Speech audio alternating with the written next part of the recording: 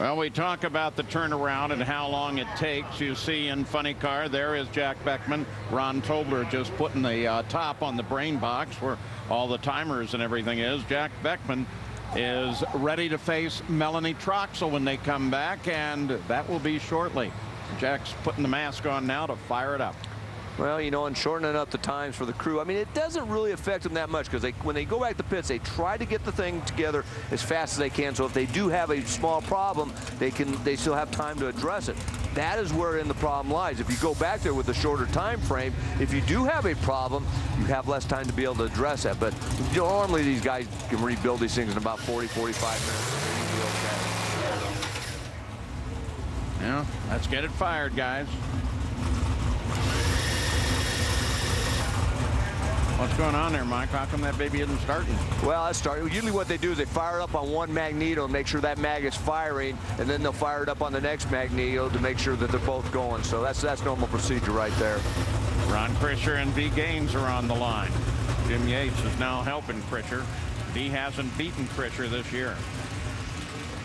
And they did get Jack Beckman fired up finally.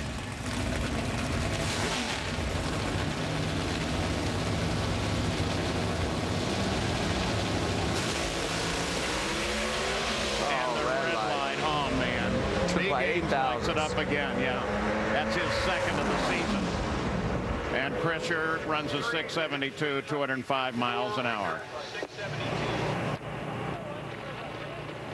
Well, Mike, you were talking about this track and being even for nitro, but look at this with Pro Stock.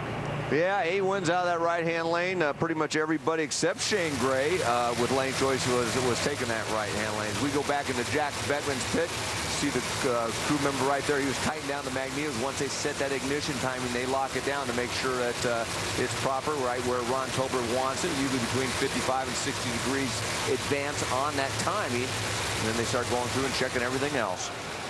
And the Lucas Oil Pro Stock ladder is going to look this way. Alan Johnson faces the former champion Jason Line. It's Alan's home track. And Erica Anders had the low ET of the round. She'll come up against Ron Kircher. Other side of the ladder, we're going to see a rematch at the Vegas final between Mike Edwards and Vincent Nobile. Mike Edwards will have lane choice in that one.